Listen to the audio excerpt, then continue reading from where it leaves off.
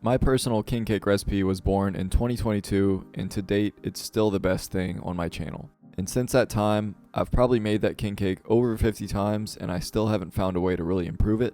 I've made different videos about it every year to keep the train going. 2 years ago, I did different fillings, and last year I did different themes of king cake.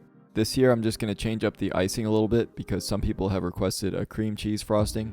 My original is just a vanilla powdered sugar icing, and I think it's great as it is. This is just something else you can try. I'll quickly run through the king cake. It's pretty much the same as always if you've seen any of my other videos. I'm starting with this Tangzhong paste, which is arguably the most important step in this dough. It's what keeps it moist and fresh for longer. Into a saucepan, I'm adding 60 grams or a half cup of bread flour, 120 mils or a half cup of water, and 180 mils or 3/4 of a cup of whole milk. I whisk that around over medium heat for 5 minutes until it becomes this pasty texture. Set that aside and we can proof our yeast. I have 120 mils or a half cup of whole milk that I'm going to stick into the microwave to warm it between 90 and 110 Fahrenheit. Then I'm spooning in 9 to 10 grams of active dry yeast. If you just have the packets, use 1 packet.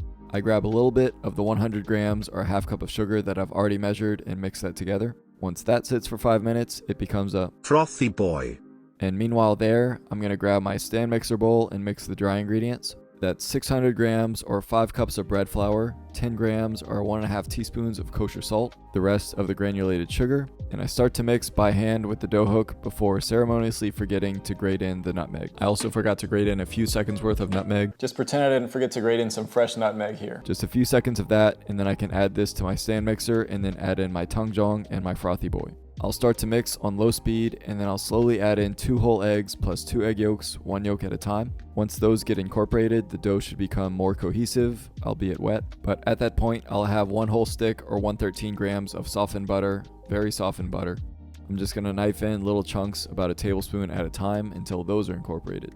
Then I kick this up to high speed and mix it for about 8 to 10 minutes until it's needed. Usually I come in about halfway through and have to add in about 1/4 cup more of flour because it's looking a little too wet. I wanted to see it pull away from the sides more at this point, but I never want to add too much flour at the beginning, so that's why I always start small. And after about 8 minutes, I'm going to check on the dough and start to stretch it to see if it's done. This is the window pane test, and if you can see light through it before it tears, you're done. Also, this dough is like a brioche or a cinnamon roll dough, so it's going to be very tacky when you touch it, but it shouldn't stick to your hands completely. That's also a good indicator of if you're hydrated enough, but not too much. The dough, not you. So maybe go drink a glass of water. So now I grab my largest bowl and spray it around with oil and then add my dough to it. I try to fold all the edges under itself so that it can sit smooth in the bowl as it rises. King cake season is always winter in New Orleans, so my house is always cold. In order to rise this properly, I turn my oven on to its lowest setting for about 2 minutes and then cut it off before adding the dough. Some fancier ovens have a proof setting, so you could use that as well. I usually rise mine for at least 2 hours because I find it doesn't rise enough in just an hour of sitting. Mine started coming out of the bowl, which is great. This is what I want. You could take it here and move on to the next step and have this done in a few more hours. But I've lately been cold fermenting my king cakes and getting better results, so that's what I'm going to do. After its first rise, I stick this in the fridge for at least 1 night, but I usually go 2 nights. That yeast fermentation flavor is very good. It's what a lot of good pizza recipes do. I know you won't always have time to do this, and it's not absolutely necessary, but I'm always going to recommend it. Just be sure to punch it down as it grows out over the top of the bowl if you need to. But when I'm ready to move on, I try to take it out at least 3 hours before I'm going to work with it because it's just going to come more to room temperature and be easier to work with. I flour up my clean countertop and just dump this on top and start to roll it out. Just take your time with this and try to go even in all directions. I try to get as defined of corners as I can, so I try to focus on all 4 corners as I'm rolling. They're going to be rounded to some extent, but as sharp as you can get them is best. I've also been rolling this about as thin as I can get it because I feel like the final product is best. For instance, this was rolled out bigger than my 21 by 15 baking sheet. It's just going to allow for more rolls of the braids and just have more cinnamon filling in each bite. And speaking of the cinnamon filling, it's pretty simple. It's just going to be 160 grams or 3/4 of a cup of light brown sugar, 8 grams or a tablespoon of cinnamon, and a pinch of salt, which get whisked together. Before I add that to my dough, I'm going to cut it into 3 even strips, which are going to be braided. You can measure with a ruler, but I just kind of guess and try to make it as even as possible. You should always score each side, so you're cutting a fairly straight line. I just use a pizza cutter. Separate those pieces, and before we add the cinnamon filling, we're going to start with some softened butter. I have 56 grams or 4 tablespoons. This is going to help everything to stick and of course bring rich flavor. This is almost melting, or part of it is even melting. I just want to make sure it's as soft as possible so I'm not tearing my dough. Spread that evenly across the 3 strips as best as you can. It's not going to cover every crevice, so that's why we come behind it with some heavy cream. I have 2 tablespoons that I'm going to brush over everything to fill in the gaps, and then I'll evenly disperse the cinnamon filling until it's gone, and I try to just brush it into all the corners and crevices. And now we can roll these up like individual cinnamon rolls. Just try to keep it as tight as possible. Hopefully your strips are roughly the same amount of mass, because that's going to help them be the same width of braid. But just try to stretch them as thin as the thinnest roll will let you go, and try to match the other 2. I pin these together at one end, and then I start to braid. The middle strip gets pulled over the rightmost strip, and then the rightmost strip becomes the new middle strip, and that new middle gets pulled over the left side, whatever side is away from where it came from. Just keep pulling the new middle strip each time, keep everything tight, and you should come to a nice braid at the end. I have this large baking sheet I mentioned before, which is linked below, and I'm going to cover it in parchment paper. The braided king cake gets carefully added to this, and I try to circle it around into a ring. I carefully stretch this to try to keep it as flat as possible. Again, I wanted everything thin and flat so it's not too bulky. Then when the 2 ends meet, I just try to kind of braid them together the same way that I braided the rest of the dough. This is probably the best that I've ever done, but just make sure it's intact and pretty even. I cover this with a towel and then let it rise for about 45 minutes to 1 more hour before we can bake it. Meanwhile, the oven is preheating to 350 Fahrenheit, and then when it's ready to bake, I'm going to cover it in an egg wash. That's 1 beaten egg with a little bit of milk or water that's just going to be brushed over every surface of the king cake. Include the inside and outside of the ring so nothing dries out, and load that into the center of your oven for anywhere between 20 and 30 minutes. It'll vary based on many factors. You're just ready to pull it out when you get a nice dark browning around everything. Just come in and check at 20 minutes, and if you see a light browning like this, you're not done yet. I kept mine going for about 27 minutes total, and when it looks brown enough like this, you can pull it out. I immediately come back with 2 more tablespoons of heavy cream and brush that over every surface.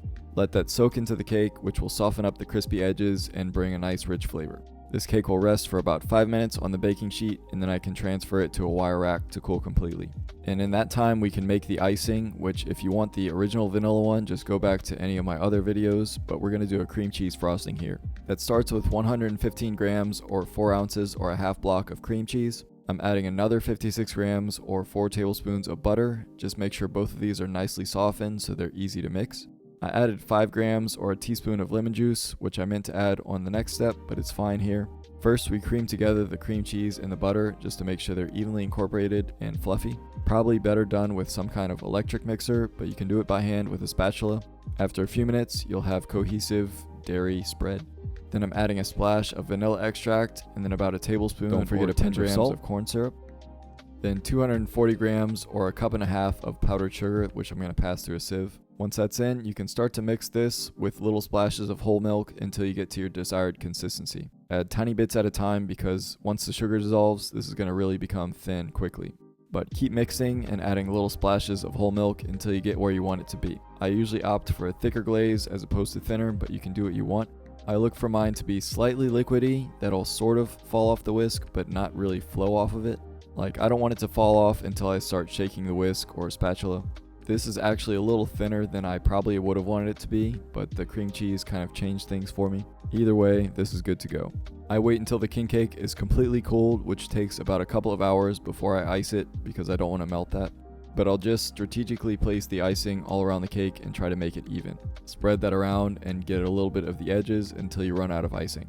Before that hardens, come behind it with your sprinkles of choice. I'm using these Mardi Gras sprinkles that I bought on Amazon. As usual, that's linked below as well. And usually after about 6 hours of total work with lots of passive waiting, this king cake is done. I usually let the icing set for about 30 minutes before I cut in, but it's ready to go. You can see the beautiful braided layers of the cinnamon rolls that are mixed together.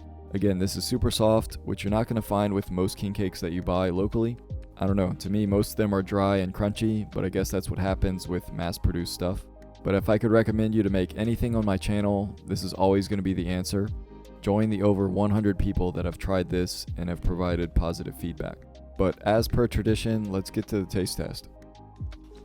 It's honestly been a minute since my last vanilla milk, but this is as good of an occasion as any to have it. Alright, this is the 4th Mardi Gras season that I've had this king cake recipe. It's honestly pretty identical to the first time, and that just speaks to how well it just came out that first time. I am interested to try the cream cheese icing because I've never done that before. I've only done that as the filling, but that inside is soft and moist just like it is every time, so iconic. As has become the yearly tradition, let's dig into this thing. Cheers. Bro, I'll never do anything more noteworthy in my life than this recipe. I mean, as usual, the brioche cake is the star of the show. It's just that soft dough that is so addictive. But I will say the cream cheese icing is really welcome, especially if you're into that. I think it really comes down to your preference. If you just rather a vanilla icing, then that's probably better for you. And then if you like cream cheese, this one is. I don't really have an opinion. I could take it or leave it. I'll probably just make my original most of the time, but this is a really good twist to have for people that like it. I do usually make a good handful of these every year, and I've still struggled to find ways to improve it or change anything in the process. But that's what I'll continue to do, is I'm just gonna make these every year for people around me and for events. And if something ever comes along the way that tells me how to do something better, then I will definitely follow it. But for now, I'm gonna stick to the OG. If you've seen this recipe before, but you haven't tried it, or if this is just the first time this has reached you, I highly recommend giving this a try if you wanna treat yourself. I'm serious, people have just flooded these videos with positive comments and great experiences. This is the only time you're gonna see me being this vocal in a positive way about myself, but I guess that's good for me. But as usual, let me know your thoughts below. Enjoy this year's Mardi Gras season. Make yourself a king cake, please, or for somebody else. But that's gonna do it for me today. Thank you all for watching. Be blessed, and I'll see you next time. Going on year 4 of being asked when I'm gonna turn this into a business.